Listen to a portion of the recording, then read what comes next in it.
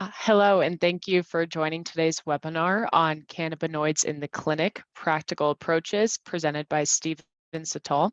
We are super excited to have Stephen on here today to present on this topic. Stephen Cital is a multi-credentialed veterinary technician specialist with a passion for anesthesia and pain management, in addition to cannabinoid medicine. He also represents the Veterinary Cannabinoid Academy, which I'll enter in the chat for more information. All right, good morning and good afternoon and somewhere in between for all of you joining me today. I'm super excited to be presenting with you or to you, with you. Let's make it a community thing. I like a lot of engagement, questions, comments, etc. So today we're going to be talking about cannabinoids, and I think we're all familiar with the little acronym CBD or cannabidiol, which has become quite popular in the last, 5 to 7 years.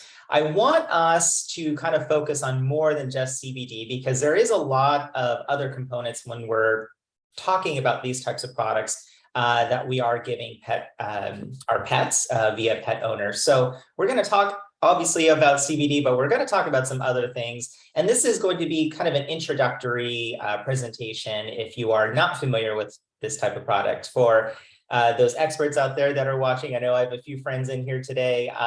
This is going to be a basic review, so don't get too excited yet.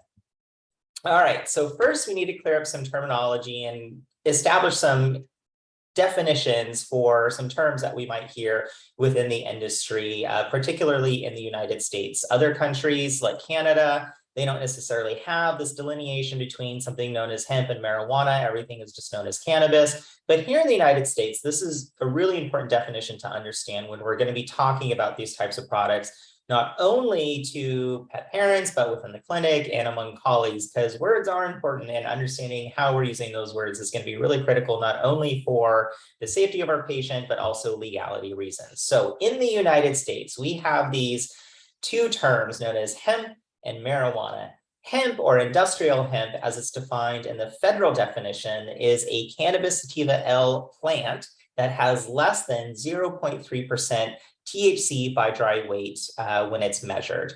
Whereas marijuana, also known as cannabis in a lot of the laws, even though cannabis is kind of that overarching term that technically hemp and marijuana both fit into, but cannabis, marijuana are synonymous within the law, and those are plants containing greater than 0.3% THC in them. In 2018, we were lucky enough to have hemp deregulated or descheduled from the Controlled Substance Act. Again, as long as it has less than that 0.3% THC in it. And the federal law also opened up the transportation and sales of hemp across state lines, but also gave states the ability to regulate hemp as they see fit. 99% of the states are fine with cultivation and selling of hemp-based products. Marijuana or cannabis is a different story, and we'll talk about that a little bit later in the presentation. But those are two very important distinctions we need to understand. For a majority of this presentation, I will be focusing on only hemp-based products, so not a lot of THC content.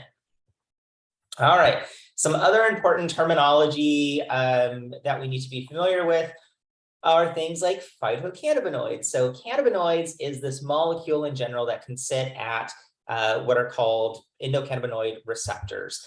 Phytocannabinoids are these molecules that are specifically coming from plants, and we have a large concentration of phytocannabinoids that come from cannabis plants, whether it's hemp or marijuana, typically different ratios of CBD to THC and various other phytocannabinoids within that plant. There are well over 120, I believe now, with new ones being discovered every year.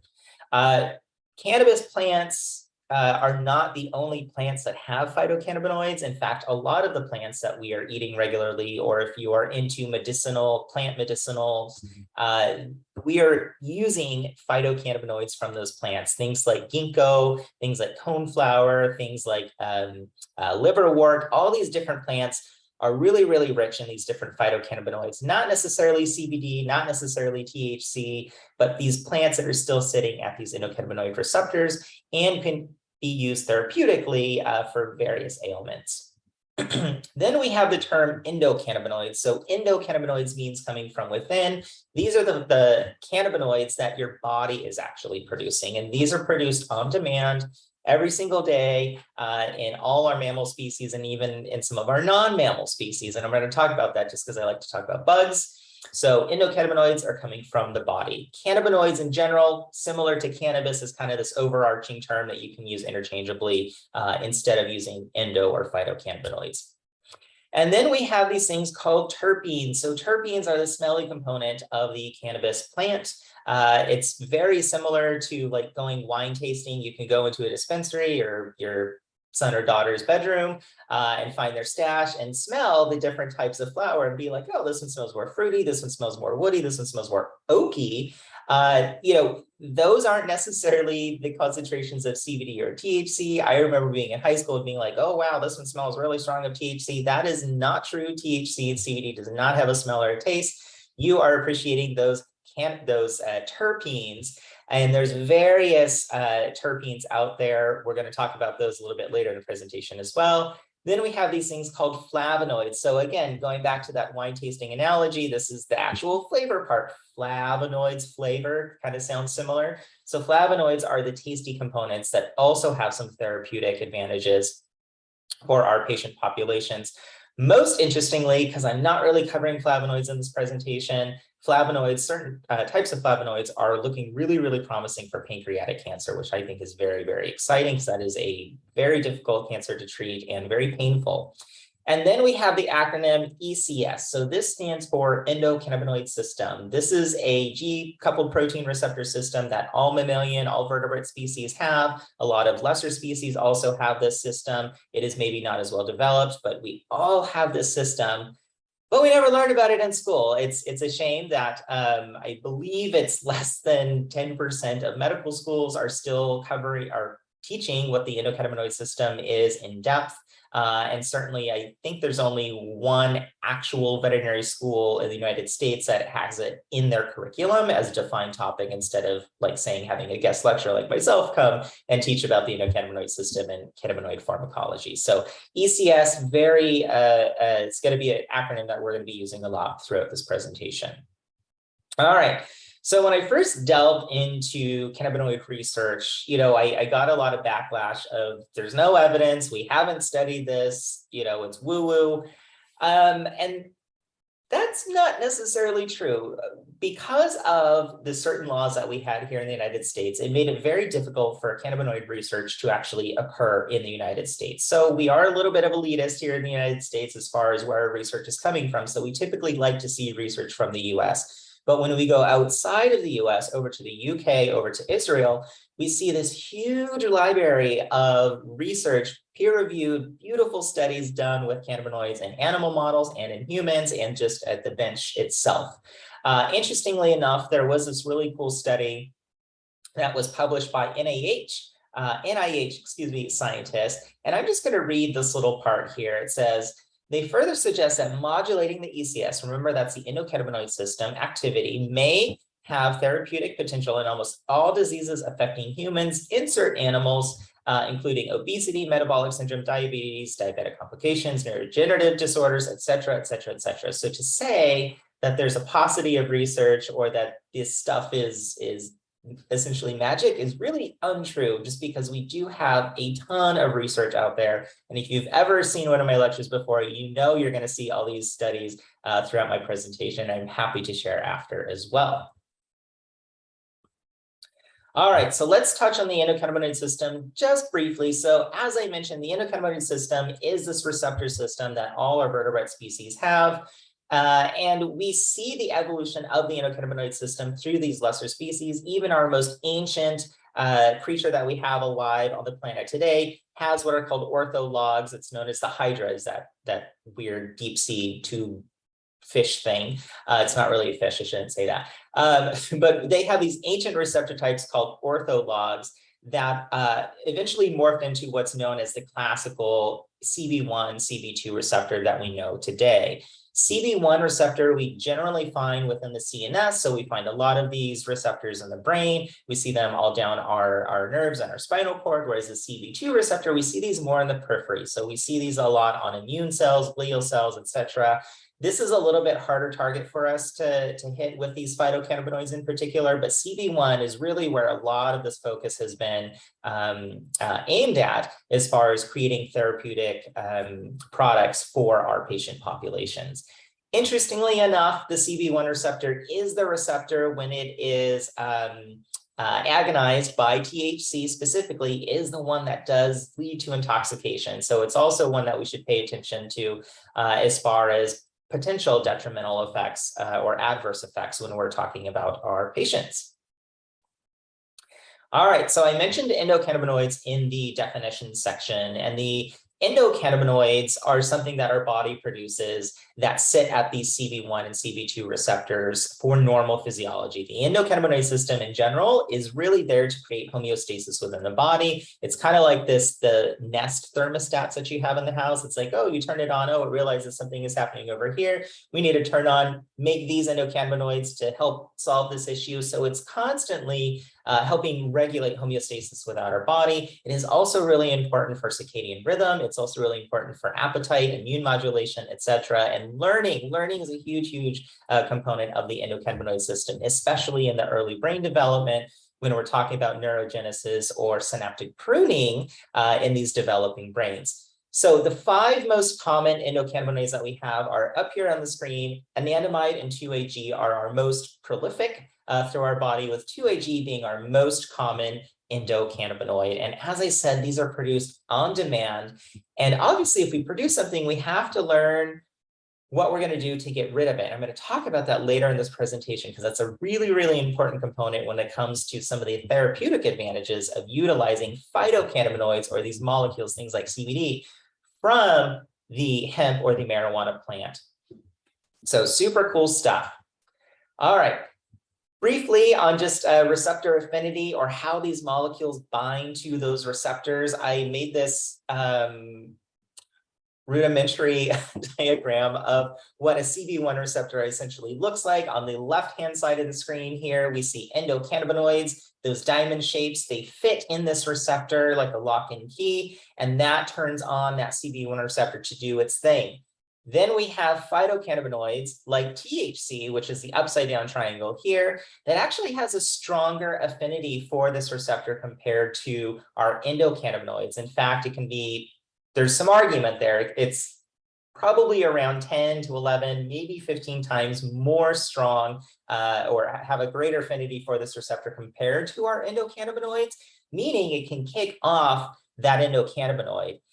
And in general, that's not too bad. But as you can imagine, with chronic use or daily use, high dosages, we can actually have a downregulation in the production of endocannabinoids, which is arguably good, bad, maybe indifferent. We're still trying to kind of figure that out at this point. But we know that within at least 48 hours, when we stop the ingestion of THC that can overcome the endocannabinoids at that particular receptor, we generally see a kickstart of the ECS producing those endocannabinoids again. Now, CBD and the other phytocannabinoids act a little bit different at this receptor. So on the right-hand side of the screen, you see this little side cutout here. That is where CBD is going to sit, and that's called an allosteric binding site instead of an orthosteric binding site. And what's cool about that is when you have CBD in this allosteric binding site, you're going to kind of change the shape a little bit of where something like THC would sit. And it's going to loosen up the affinity of THC to that receptor and make it more susceptible to coming off of that receptor and decreasing some of those negative side effects that we might see associated with full orthosteric binding of THC to the receptor site. So basically what I'm saying is the higher the concentration of CBD in a product, the less likely the animal is, or you are going to be able to appreciate that euphoria or get high from THC in particular. All right, so I mentioned the CB1, the CB2 receptor. It would be remiss if I did not mention the other receptors that these phytocannabinoids also have some affinity for. So I like this word that I heard in a paper. I think it was DeMarso, famous, wonderful cannabinoid researcher. He described phytocannabinoids and even endocannabinoids to an extent having promiscuity for other receptors. You know, they just because they're married to those particular receptors doesn't mean they can't go to Sizzler and look at the buffet sometimes. So they are having some affinity at these other receptors, which is really cool because when we have binding affinity to these other receptors, we can expect and anticipate other therapeutic benefits. So if we look at some of these receptors, some of them might be familiar to you. GPR55 is also known as kind of like one of the orphan opioid receptors. So we're going to have some good pain modulating effects when we are agonizing or having phytocannabinoids attach itself to this particular receptor. This is also a receptor of great interest for seizure activity. If we go down to TRPV, that's also a very important receptor when it comes to pain modulation. And then we have things like the 5-HT or serotonin receptor. So when we're talking about people wanting to use phytocannabinoids for their animals or themselves for depression or something like that, there is some validity to that. We have to be very, very careful with it because certain phytocannabinoids can kind of negate some of the positive effects we might get from other cannabinoids. So not only do we have the CB1, CB2 receptor, we have a whole host of other receptors that these phytocannabinoids are actually attaching themselves to and allowing different beneficial therapeutic effects. Now, when it comes to intoxication or toxicosis, I don't necessarily love to use that word because when we think of a toxic dose of something, I immediately think of a syringe full of pentobarbital and we're injecting it to the vein and the animal dies. That is not pleasant. That is full toxicosis. That is a lethal dose of something. When we're talking about the lethal dose of phytocannabinoids, things like THC or CBD in animals, it is really, really broad. We have a very high therapeutic index for both of these compounds, despite those THC dogs that we see come in. It is very uncommon. It is almost impossible to actually kill an animal with an IV injection of THC. If you don't believe me, let's reference this 1972 study where they were giving 3,000 up to 9,000 milligrams per kilogram of THC and other phytocannabinoids to dogs and monkeys, and they were unable to kill those animals in that research. Those animals were stoned out of their mind, but with really good nursing care, if you prevent aspiration pneumonia, if you treat the other side effects that come along with this huge ingestion of these compounds, we are not necessarily going to kill it the same way some of these other more toxic drugs are going to harm these animals. When it comes to CBD, we don't have these crazy dosages, nor do I think we need to test these crazy dosages of 9,000 milligrams per kilogram, but we have gone up to 3,000 milligrams per kilogram in rodent models. Again, not necessarily finding any major detrimental effects. We did see some spikes in liver enzymes, which you would expect with anything that we'd give at super high dosages. But as far as severe detriment to these animals, it is highly unlikely. Interestingly enough, in the study that came out in 2012, when talking to my toxicologist friends, Justine Lee on a Brute log, we all agreed if the two animals that died in this study didn't also have co-toxicity with theobromine and raisins, there's a very good chance that these animals could have pulled through with supportive care, despite the ingestion of the THC. Mentioning Dr. Brutlog, she did this wonderful chapter in North America vet clinics. She also did an even better chapter, I'm biased, in the cannabis therapy textbook that I helped edit. When did it come out? 2 years ago. So she's done some amazing work as far as treating these cases, which is a little bit different than I think the aggressive approaches that we have taken in the past. All right, as far as pharmacology and dosing for our canine friends, I'm not going to go over all of these because we have 8 studies now doing PK studies or pharmacokinetic studies of various forms and concentrations of phytocannabinoids in dogs. What they've all shown is dogs do indeed absorb these, their physiology do absorb these molecules. It does appear that when we feed them small meals with these phytocannabinoids that they get a little bit better uptake into their bloodstream compared to fasting. So we know that these dogs are getting these compounds absorbed, despite some rumors prior that these dogs weren't absorbing any of the THC or CBD or any of the phytocannabinoids. In cats, we have less PK studies, which is unfortunate, but not uncommon in veterinary medicine. We have 2 PK studies in cats, again, showing a good uptake of various phytocannabinoids when ingested orally.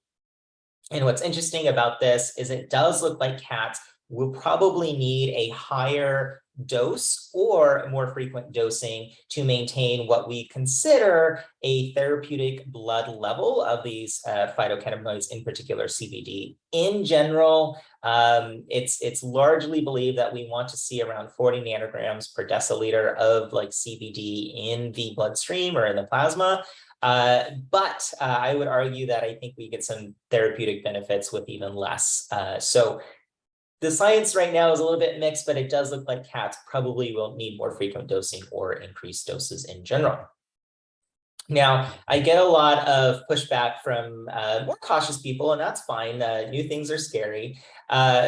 Who say, oh, you know, we didn't really learn about the endocannabinoid system in vet school. I don't necessarily want to do anything with this. And I just push back a little bit and say, you know, if you've been giving propofol, if you've even been giving ketamine, if you've been giving things like acetaminophen or paracetamol to these animals, you've been modulating the endocannabinoid system. So that whole idea that we don't want to play with the system because we don't know what we're going to do to it is really false, because we've been doing that in veterinary medicine for a long time anyway. Now, there's a lot of interest with some of the long-term effects in dosing these animals.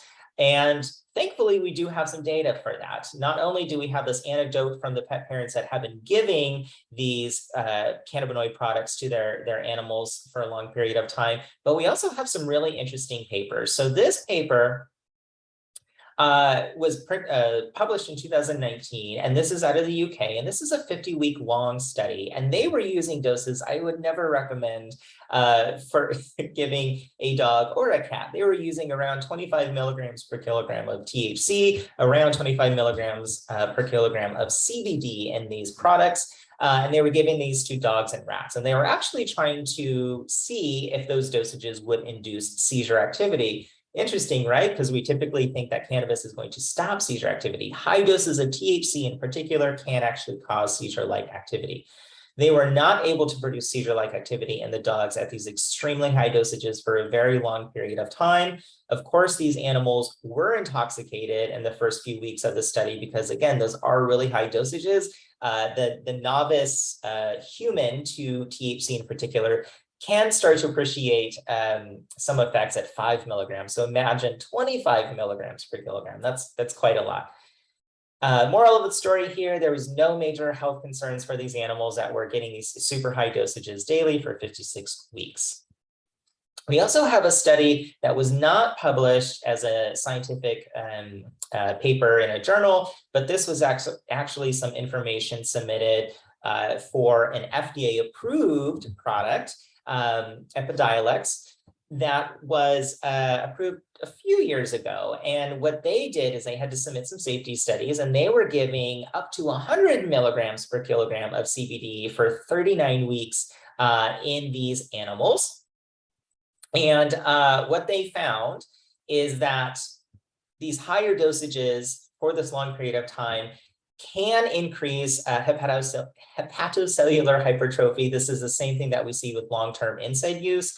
But again, the liver being regenerative, once we stopped these super high dosages, or they stopped the product in general, the liver regenerated itself, and we weren't concerned. They did have some mild increases in ALT and ALP. ALP is documented in the clinical veterinary studies that we have so far. ALT is not very common in our canine friends with long-term and even short-term dosing, so I'm not too concerned about that. Again, the liver is really trying to process all these extra compounds that these animals are getting. Moral of the story here, this 39-week long study did not show any major adverse effects, and this product went on to be FDA approved. All right, so some kind of areas of interest for animals and pet parents wanting to use these types of products are certainly cancer. And I want us to be very cautious with this, because we have a lot of evidence now showing that each particular type of cancer is going to require a very specific ratio of phytocannabinoids. So it's maybe not going to be all THC. It's not going to be all CBD. It's going to be CBD with some CBG and CBC, all these other 120 plus phytocannabinoids and terpenes, which is, I think, really going to be the stickler here. So this study was done by David Mary's group out of Israel. He does some fantastic cannabinoid research.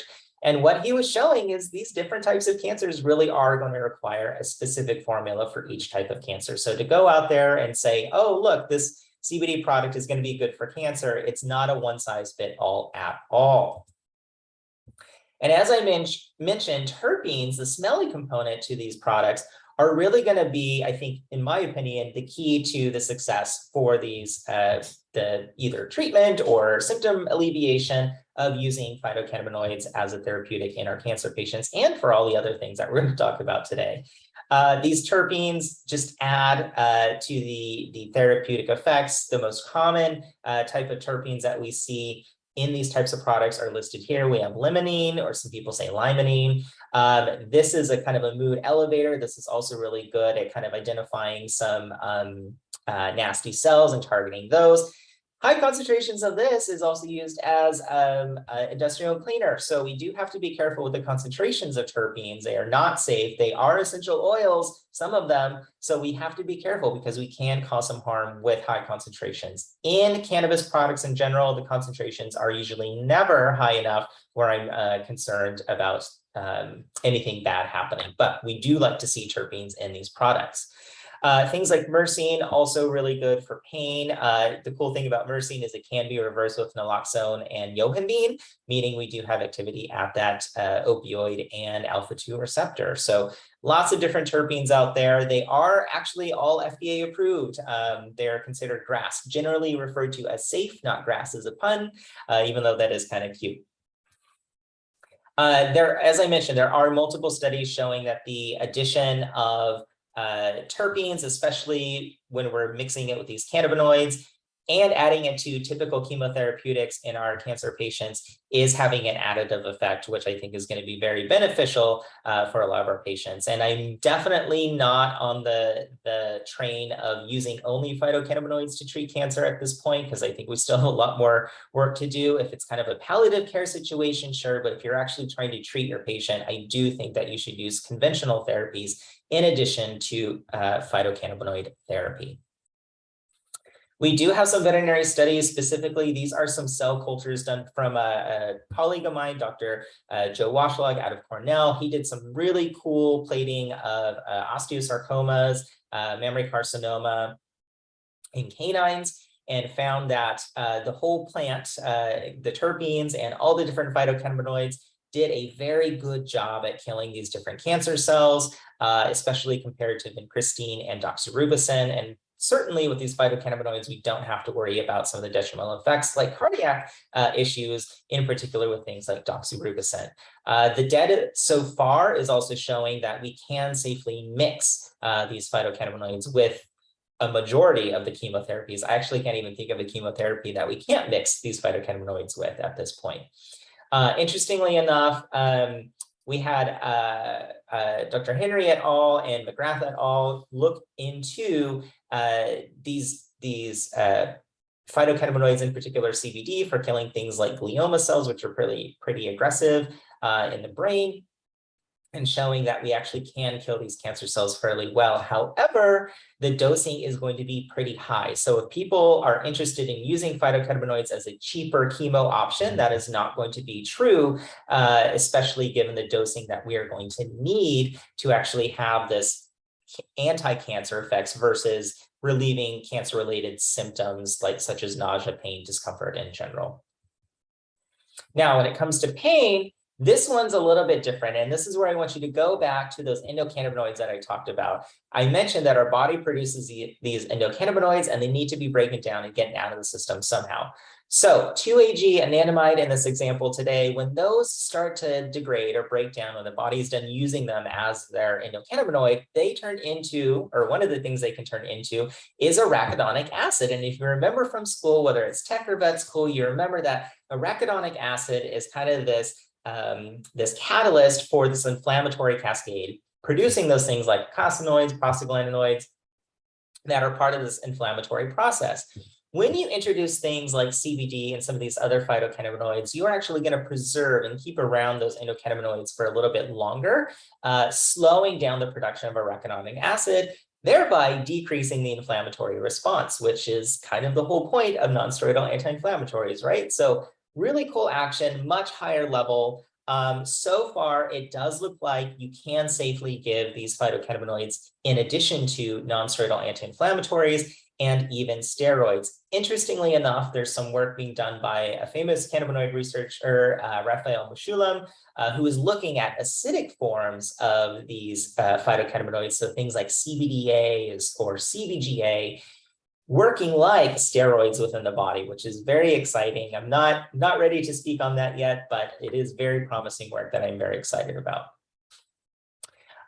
When we are looking at the COX inhibiting effects, so this is actually working like a non-steroidal anti-inflammatory of some of these common cannabinoids, things like THC, CBD, you will actually find that they have very poor COX inhibition effects for COX that's already been produced. When we're looking at other forms of these phytocannabinoids, so again, those acidic forms that I mentioned, things like THCA, CBDA, CBGA in this story, we actually see greater inhibition of COX formation when the FDA is trying to categorize a non-steroidal anti-inflammatory as non-steroidal anti-inflammatory, they have to meet at least a threshold of about 50% reduction in COX. You can see on this slide here, there's multiple papers showing that these acidic forms and these other types of phytocannabinoids outside of THC and CBD actually do have this COX inhibiting effect, which is super duper cool. What's also kind of interesting about this kind of interest in using things like CBD for osteoarthritis pain is it's looking like CBD is actually helping increase bone density, which is something that we don't talk a lot about for osteoarthritis management.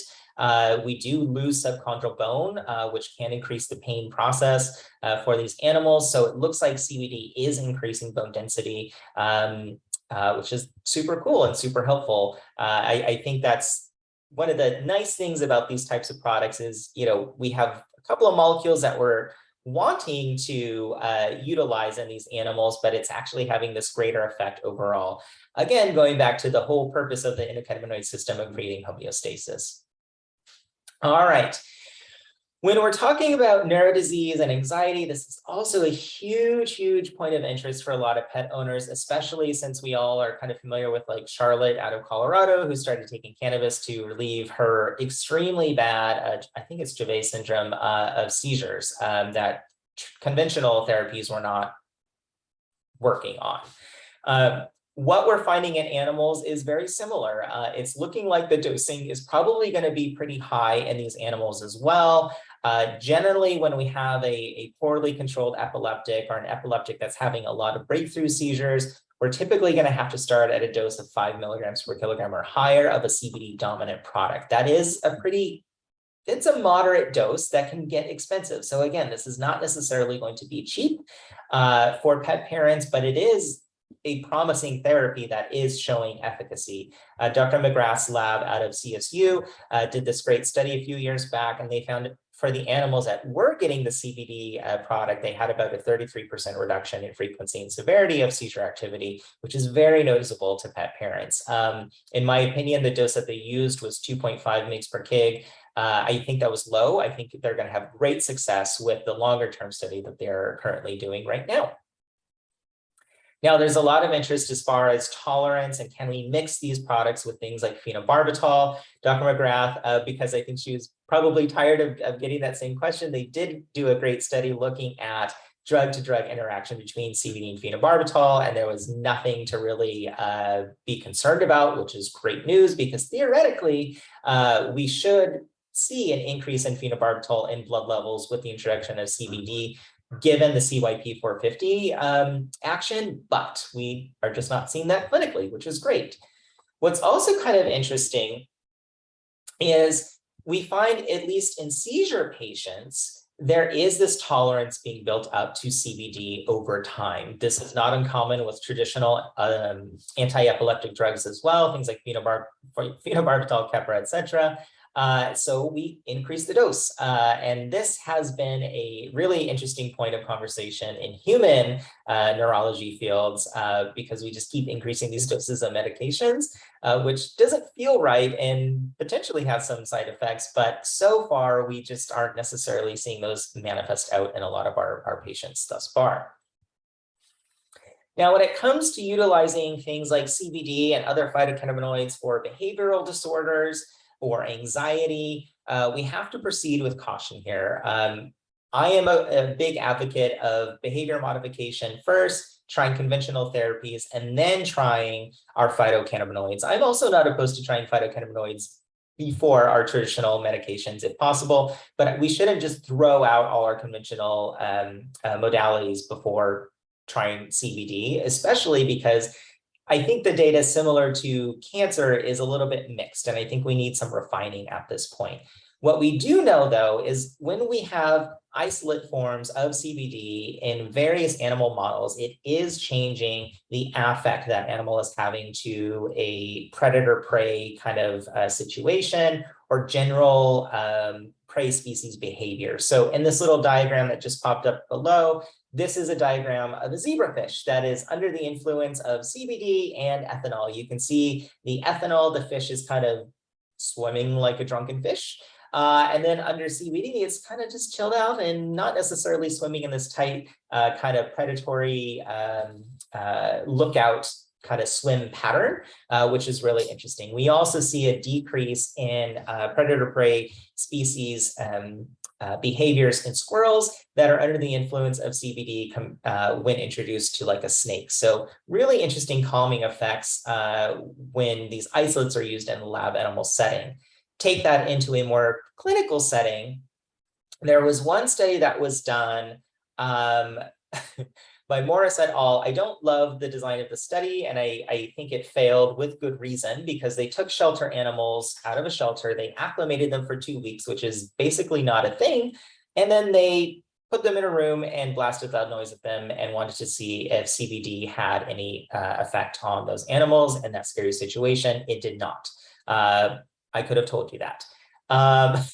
Then we had a CBD product that was administered to shelter dogs in Italy. This was a little bit better of a study. It was slightly successful. I think there still was some refining there. So when we're looking for behavior modification at this point, do not expect CBD to be something like Prozac. What CBD and these other phytocannabinoids are really doing for the physiology of the brain is taking these scary experiences, helping process them better, and hopefully not have them categorized in the brain as such a fearful or traumatic event. It's not necessarily going to change the behavior of the animal just by giving it this particular compound. It's a process for this animal.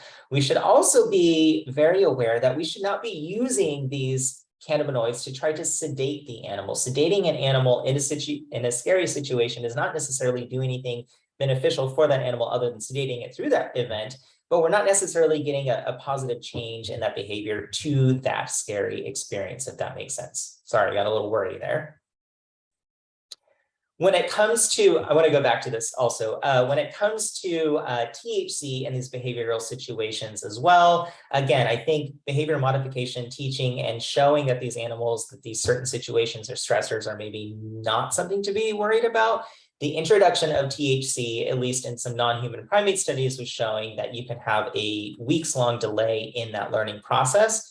Once they get over that weeks-long delay, we didn't see any huge change as far as their ability to learn or process anything, but it will slow the progression or the training of a particular animal for behavior or in a stressful situation. So THC can actually be anxiety producing, so it would be very cautious with using that in any behavioral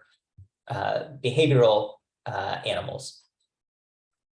When it comes to skin's a really interesting area of interest for me and certainly the cannabinoid world. We are getting a lot of papers showing that we have overexpression of those endocannabinoid system receptors in irritated skin, and certainly even topical for very, very superficial skin conditions, and certainly orally ingested products do seem to at least decrease the itch or the pruritus related to things like atopic dermatitis or hypersensitivity dermatitis in our canine and feline friends, which is very exciting. 50% reduction is significant. I don't think we pay enough attention to the discomfort that chronic itchiness can cause in animals. So 50% reduction is great.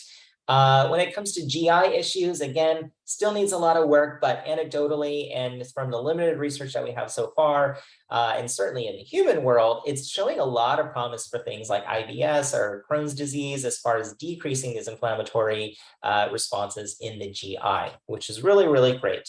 We do have to be careful depending on the ingredients or the carrier oils for some of these products may actually increase some of this inflammatory response in the GI, but if you get a product where the animal is familiar with the carrier oil and highly produced and not a lot of additives, we are seeing good success, which is really cool. We also are seeing in rodent models, if you're unfamiliar, the GI is really important for the immune system. We are seeing increased immune benefit when introducing cannabinoids into the GI and the microbiome, which is super cool. I love the microbiome stuff. I could do a whole lecture on that. Let's do that, PetDesk. All right, when it comes to anesthesia and we're talking about phytocannabinoids, there was a lot of concern that we are going to have to decrease dosages of particular induction agents or other pre-medications. When we're talking about hemp-specific products, that research just isn't really panning out. Anesthesia is always something that we should do to effect. So we're not seeing a huge change at this point, but it is notable that there is a potential for CYP P450 changes for certain medications, and just be aware that the animal has been on chronic or acute phytocannabinoids, and that may play into whatever strange thing we might be seeing under anesthesia. Common drug interactions. These are a list of the drugs that we typically see drug interactions. Most often we're seeing increased lethargy, maybe a little bit more sleepiness, but benzodiazepines in particular are ones where we see the animal act like they're actually intoxicated by THC. So even if you're using just a purified CBD product and we mix it with a benzodiazepine, we can tend to see that animal act really high. Not anything to freak out about. I would decrease the dose of either the benzo or the phytocannabinoid product and let it metabolize out. You don't necessarily need to treat anything unless it gets, of course, really severe, although I have not seen that so far. Just a breed-specific warning, it does look like Labradors and brachycephalic breeds, in particular Frenchies and Pugs, tend to get a little bit wonky on these phytocannabinoid products. So I do like to start a little bit lower than usual with other breeds with those particular breeds, because they do have some funny reactions sometimes. All right, when we see any of these kind of side effects related to these animals, a lot of it has to do with dose or the formulation of the particular product. So when I said that, ratios of CBD to THC and other phytocannabinoids are going to be really important, it is really, really important. And you may have to try multiple products to find the product that is going to work best for your particular patient or your pet. So I don't want us to get stuck in this, oh, I tried CBD, it doesn't work, blah, blah, blah. There are thousands of different products out there with different ratios. So I would recommend trying to contact someone that is very familiar with this instead of kind of blindly buying something from off the internet and throwing it at your animal or your patients and seeing if it works. Most of the time, all the adverse effects are going to be gone within, I would say, worst case scenario, 8 hours. If we were to see any at all, and cessation or decreasing or modified dosing is going to be the resolve for some of these adverse events. Angela, I see your question, and Mish, I also see your question. I'll get those in the end, which we're almost there. All right, as far as in-house testing for animals that are going to be started on these CBD products, I am more and more getting comfortable with not necessarily starting with blood work anymore, just given the data that we've seen so far. But I do think if you are new to this and you want to be comfortable with utilizing these types of products in your clinic, I do think it's worthwhile to get a baseline on some chemistry values. In particular, ALT, AST, ALP. If you have an animal that's on phenobarbital, I think it's worthwhile to get their baseline phenobarbital before you start a CBD product. And then 6 months, twice a year, similar to an animal being on a chronic NSAID, do regular testing to see if you see any of these enzymes change. It will not be shocking if you have a super old animal with really bad arthritis to see an increase in ALP. An increase in ALP alone is not going to be scary for our canine friends, unless you have your AST or your ALT also increasing. It is the inverse for our cat friends. If you see an increase in ALT alone, not concerned, but if you see ALT with ALP increase, I would be a little bit more cautious and rerun a panel or email me and we'll discuss it. So again, I'm not super dead set on running these panels for every patient anymore, but if you're still getting used to this stuff, I think it's worthwhile just to get comfortable using these products and seeing these changes reflected in the blood work. All right, as far as product selection, we do have to be careful because these products are over the counter and they are not FDA approved, meaning they are just like any other supplement out there that could potentially have some bad actors out there introducing intentionally or unintentionally things that are not the best for our animals. This was a study that we published, I think in 2020, I can't remember, but we found a few products that had super high levels of lead and other heavy metals in there that are not the best for us. And in fact, one of the products had such a high level of lead in it, it's technically illegal to sell per the federal USP. So what you can do is actually ask for what's called a certificate of analysis. I'm not going to go into this today just for the sake of time, but if you go to vetcanacademy.com on the cannabis basics tab, we have a whole description of what we should be looking for in a COA to make sure we don't have any of those bad contaminants. We do have one FDA approved product out there known as Epidiolex. This is a CBD isolate. Veterinarians can prescribe this one. You don't prescribe the over-the-counter stuff. You can prescribe this one. However, cost is likely going to be very, very limiting on this. I think the most recent estimates I got for a year's worth supply at like 5 mg per kg for a dog with seizure or something like that is going to be something around $18,000 to $20,000. So you have those high-end clients or those, super wealthy clients, you're more than welcome to prescribe this stuff. I don't think it's necessary because a molecule is a molecule. And we're seeing actually better success with products that have terpenes in it and multiple other phytocannabinoids compared to an isolate product like this.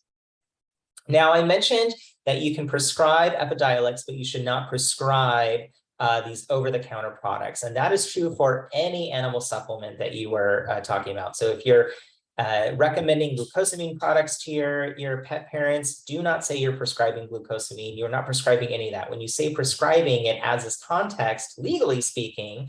If you read the pharmacy laws in whatever your state you're in, when you prescribe something, it essentially is saying that it is going to work. It is FDA approved for whatever you're prescribing it for, when in fact that is not true for these products, nor do you need a prescription in general. So when we are writing in our records, we should most definitely be putting these products in part of their medical record as far as our medications or supplements that are taking, again, because we talked about multiple times throughout this presentation, these drug-to-drug possible interactions. Screenshot this page. This has been reviewed by an attorney friend of mine as far as writing safely in the medical record.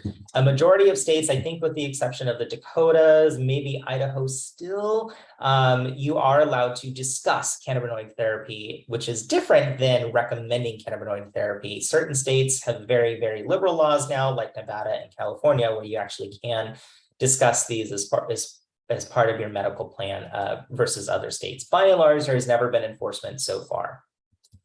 All right, so carrier oils. Angela, this one's for you. I don't have a specific carrier oil that I would recommend, all the time. However, we have the most data on MCT oils, in particular coconut oil. I'm not trying to say coconut oil is having any benefit or doing anything. That's a whole other discussion. But I do think medium chain triglycerides do seem to pan out well in the research so far. There was some interest in long chain triglycerides, kind of bypassing some of this first pass mechanism. I don't see a lot of good evidence for that. I'm not opposed to it. But also, we know that certain oils, like sunflower seed oil, can actually help increase bioavailability of these compounds when ingested orally, because they have lecithin in there, and lecithin seems to increase that absorption, which is super cool. That answers your question. And liposomal CBD, this is something that we are seeing marketing out there as far as maybe a better product that's going to last longer. I don't see evidence for that so far. I'm not against it, but I would not pay extra money for it. When it comes to transdermals, with the exception of skin irritation in particular, I do not recommend using transdermal products for systemic effects at this point. Much like any other medication out there, transdermals just don't work very well on our veterinary patients so far, or you have to be very specific about how you're going to be applying it, and that's not going to be practical for a lot of pet owners at this time.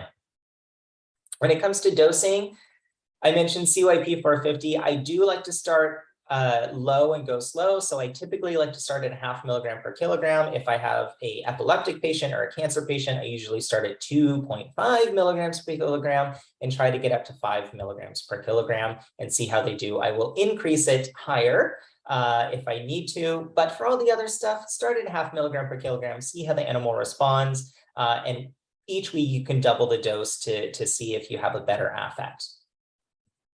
All right, for our MDR dogs, we don't have a lot of concern so far. There was a great human paper showing that these genetic mutations, as far as concentrations of drugs building up in the CSF, is not a huge concern, at least in humans. It's looking that way in dogs as well. I used to preach a little bit more caution, but I'm getting more and more comfortable with being less concerned about this in these patient populations.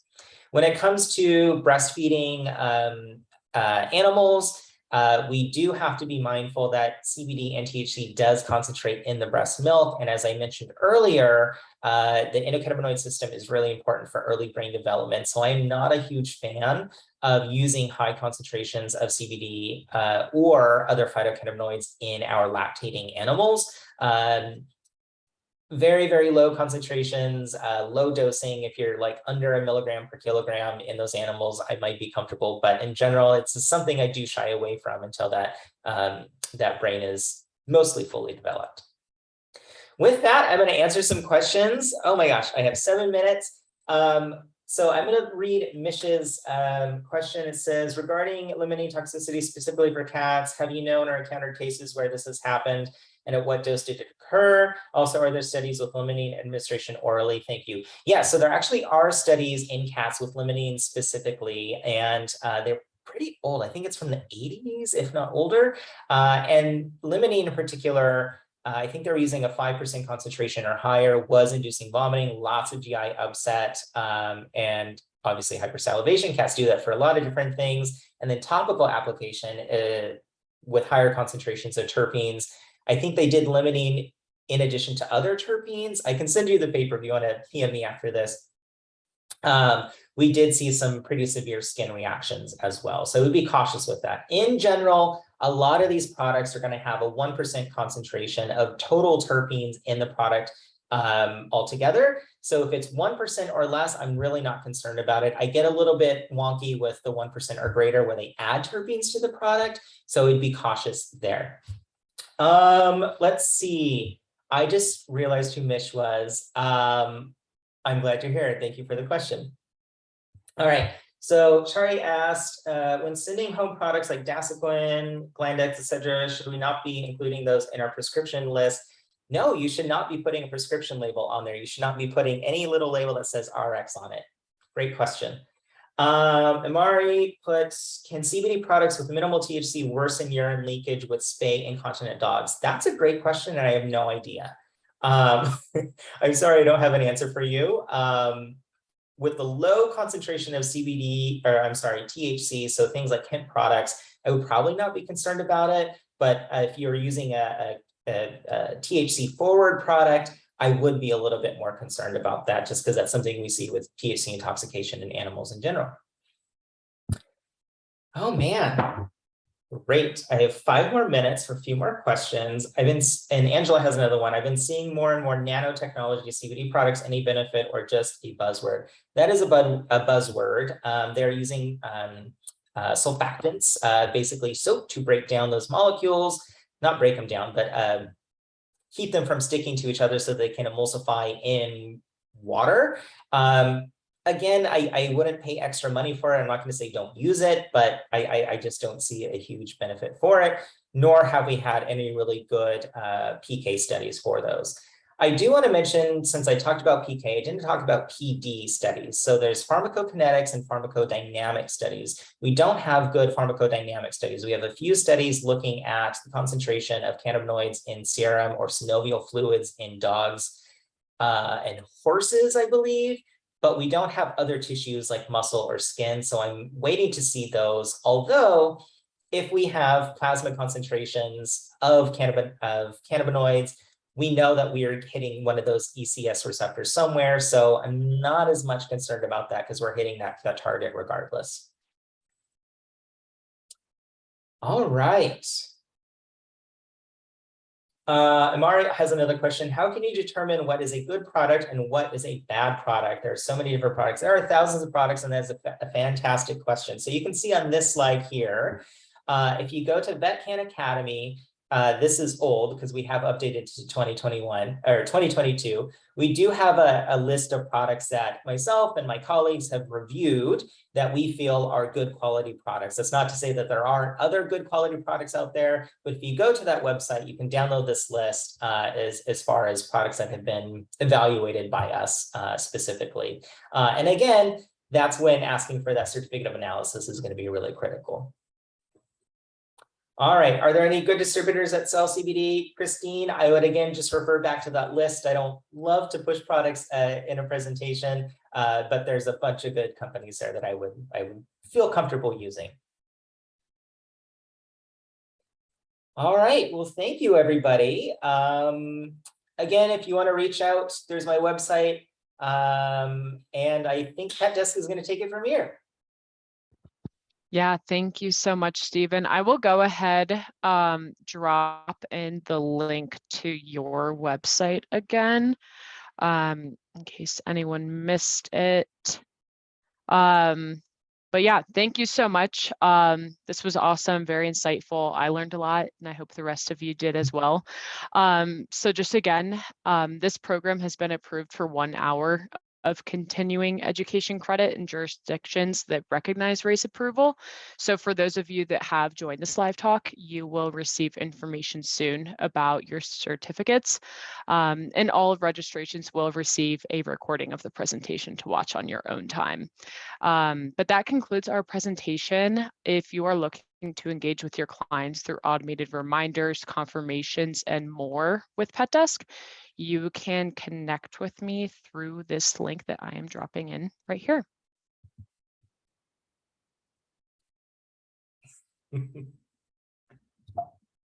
Thank you so much, everyone.